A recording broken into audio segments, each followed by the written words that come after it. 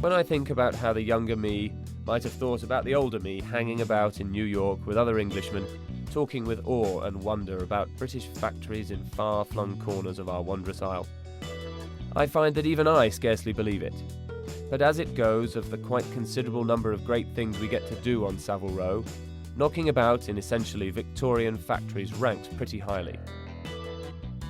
Nick Sullivan, proper Esquire and arch-Britophile, is a man who shares our passions, and one afternoon, 24 floors above Lexington Avenue, we hatched a plan to take a little drive around Blighty and film as we went. The attention of the fashion media is going to be heading towards your neck of the woods. Every 10 or 15 years there seems to be a little upswing in Brit style. Yeah. Right now there are people who possibly wouldn't wear a tweed jacket that now will. Yeah. So for them it would be very interesting to see if they actually knew where it all came from. The manufacturers that Torts uses, they are the sort of factories and the sort of workshops that for the last 20 or 30 years have just stuck to what they've always done, and it seems like the world has kind of come back to their way of thinking. The great thing about the places that we use is they're all in little rural kind of outcrops. It's a journey that we make reasonably often, but normally in little bits. We talked about, filming filming as we go round, and I think if we were to do it, we'd probably be looking at a good week's worth of driving around the UK, but it would take us to some pretty interesting corners. So you'll need a good vehicle. Yeah. A good supply of boiled sweets. And a bunch of people who can get along together. Yeah, good sense of humour, I suspect. Excellent. Well, I can't wait to see it. Good. We'll get on with it then. Yeah, absolutely. So that was it. A whistle-stop tour of the UK, celebrating great makers of menswear. All that was required was a high-class motor car, a road atlas, and a bag of sustaining confections, and of course the raggle-taggle squad assembled for the singular purpose of recording the trip for posterity and pleading with ferrymen.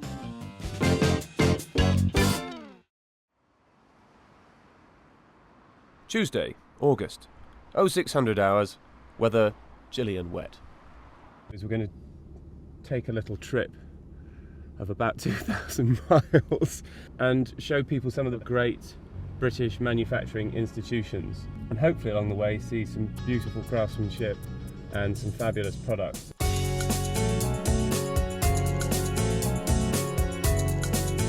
On board, in the back seat, Eleanor Warder, clipboard mistress, monitor of the petty cash and guardian of the pencils.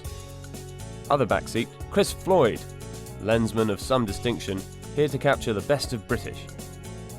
In the front seat, documentarian Ian Denyer, handsome, debonair, invisible. Has he tampered with this script? I mean, Britain is about beautiful things well made by people with hundreds of years of passed down skill, and those things are expensive. There's probably combined experience of a couple of thousand years in the factories and the people that we're going to see. I mean, it's incredible. That's what makes the things we do special. China cannot catch up with us in terms of heritage in these products ever.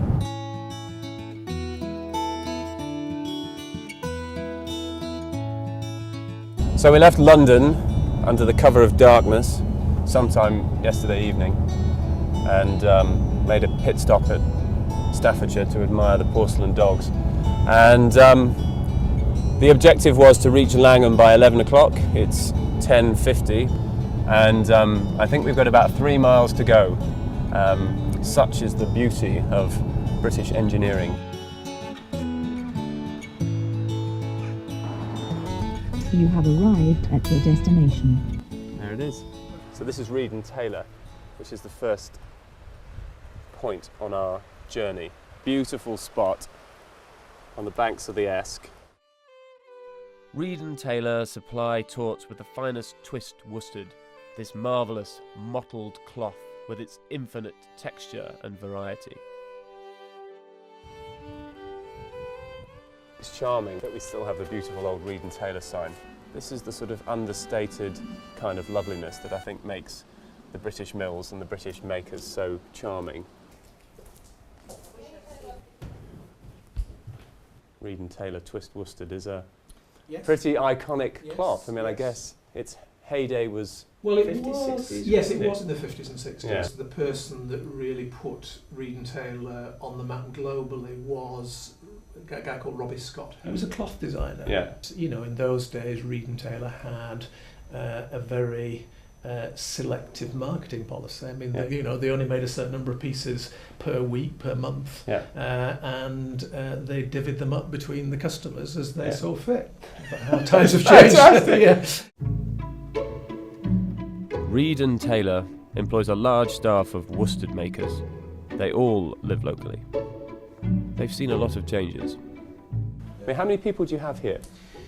We are 30 people now. Yeah. They're all local. I mean, they've been here all their lives. Yeah. I mean, they're 18 karat gold. I mean, these are Yeah. people that know the business inside out. Yeah. Actually, that's something that's going to be an issue for me going forward, is how to replace some of these people. No glass or stainless steel here. All the available cash goes into buying the best raw materials. Even the highest tech machines require a skilled operator to shepherd them. The workforce is treasured and loyal. Reid and Taylor is a specialist in making high quality woven cloth. That high quality woven cloth is very labour intensive. An awful lot of knowledge goes into making that particular type of cloth, from silks to linens to fine gent suitings for Savile. When I started in 1964, in this town we employed 2,400 people in the various mills, which was 5 mills. Over the years it's demised completely, and now Reid and Taylor are the last cloth manufacturers left actually in Langham itself. Hopefully will exist for a long time.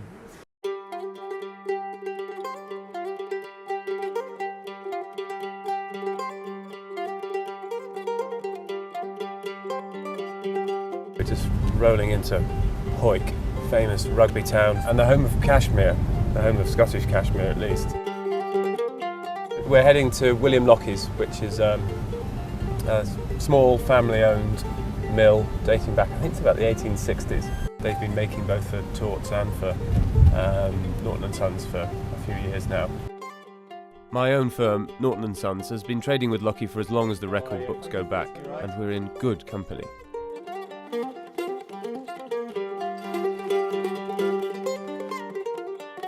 An important feature is obviously the yarn that we buy, Yeah, because we always buy the best quality yarn that's available, yeah.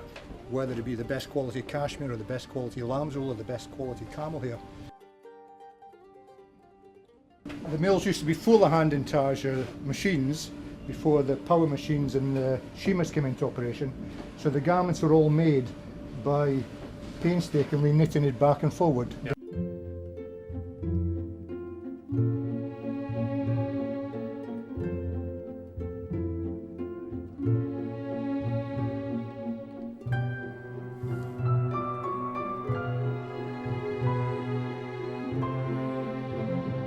How long have you been here?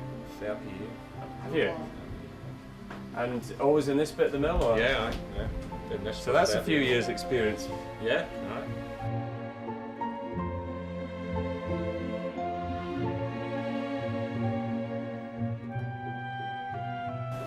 I've been in the hosiery trade over 40 years. This firm is very thriving now, going very well. The busiest mill I've ever seen in my life. You've got some lovely intarsiers, some lovely cashmere, and it's got what we call G-long, for nice garments. But this is a family concern, so I think I'll keep going.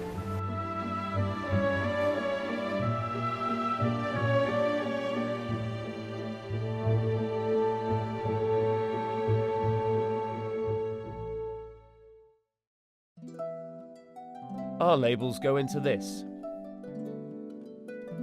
30 gauge cashmere of the softest handle.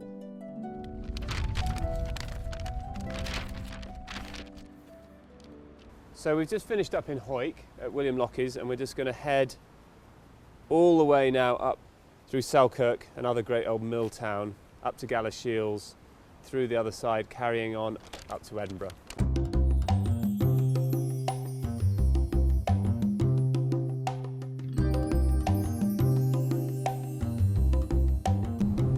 So, 20 past 6, just left Hoyt and Gallop.